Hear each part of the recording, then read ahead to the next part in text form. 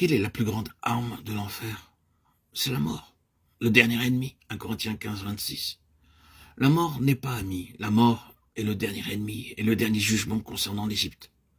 La forteresse de l'enfer était brisée, le pouvoir de la mort était pris en otage pour permettre l'émancipation du peuple. C'est ce que Christ faisait sur la croix. La parole de la croix, c'est cela. La puissance de l'enfer a été brisée dans son essence même. La mort a été saisie pour accomplir l'intention de Dieu, au lieu de la limiter. En Égypte, la parole par la verge touchait le premier-né avec la mort. L'enfer était piqué avec sa propre piqûre au cœur même de sa constitution. Mais ce n'est pas tout. Cette même verge faisait aussi sortir le peuple. Elle œuvrait pour le racheter de l'Égypte, lui permettant de traverser la mer Rouge. Toi, lève ta verge, étends ta main sur la mer. Exode 14, 16. La parole de la croix est la parole de la vie triomphant sur la mort. La mort est vaincue, et la vie et l'incorruptibilité ont été mis en évidence. Où est la verge de la parole de la croix par cette épreuve merveilleuse d'émancipation? Moïse apprenait que le ciel gouverne dans cette création, gouverne dans le ciel, gouverne dans l'enfer, et qu'au sein du royaume des hommes, le ciel gouverne pour l'émancipation des élus. Tout cela, c'est l'histoire de l'intervention du céleste. Tout cela n'est pas survenu tout de suite, et vous demandez certainement pourquoi cela avait été gradué de cette manière.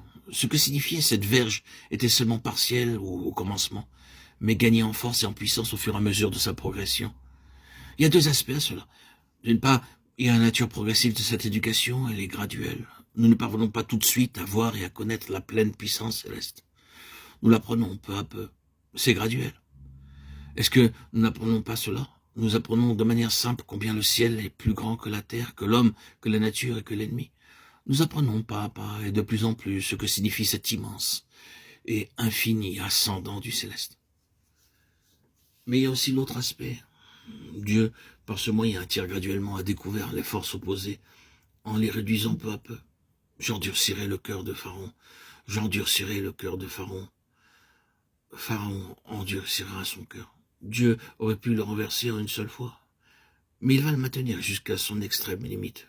Le pouvoir de ce monde va être extirpé, mis en évidence jusqu'à ce qu'il atteigne sa pleine expansion. Il rencontre le pouvoir infini du ciel. C'est alors que la supériorité du ciel se manifestera après tout d'une manière très simple. Nous avons dit si souvent cela, et c'est vrai. Quoique nous ne puissions pas le saisir, le voir ou le définir, la vérité, c'est que cela se fait par la puissance qui agit en nous, l'infinie grandeur de sa puissance. Éphésiens 3, 20, 1, 19. Nous ne savons pas, nous ne sommes pas capables de mesurer l'immensité des forces qui agissent contre une âme sauvée, l'immensité des forces qui se liguent ensemble contre le plein dessein que Dieu a conçu pour son peuple. Nous le connaissons un peu, mais nous le connaîtrons de plus en plus à mesure que nous allons progresser, quand il dit l'infinie grandeur de sa puissance. Ce n'est pas simplement une question de langage, c'est une tentative.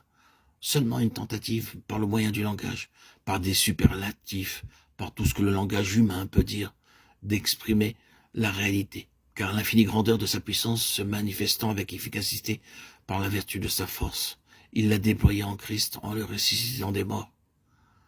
Éphésiens 1, 19, 20. C'est aussi pour nous une forme d'avertissement. Il y a quelque chose d'infiniment grand ici. C'est la supériorité du ciel, afin que dans cette situation, tout un peuple soit franchi et conduit dehors.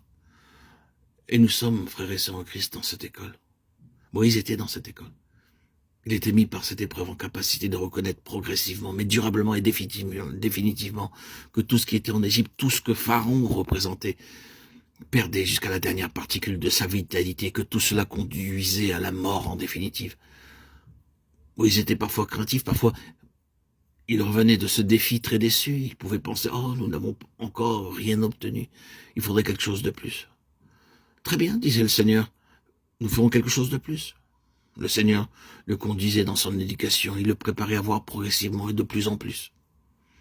Ne pensez-vous pas qu'il nous manquerait quelque chose si Dieu faisait tout de suite et par un seul acte? Nous pourrions alors considérer que tout nous est acquis, tout nous est dû, mais cela ne suffirait bien vite. Plus grande chose pour nous. Ah, ce serait bien vite devenu seulement un miracle du passé. Et cependant, à travers notre vie, Dieu permet que des forces s'élèvent contre nous, afin de prouver que sa force est bien supérieure. Frères et sœurs en Christ, bien-aimés, nous devons bien comprendre cette leçon cet enseignement dans l'école de la vie où nous sommes, que c'est une longue instruction qui demande beaucoup de patience. Et c'est là la voie du divin et céleste dessein de Dieu.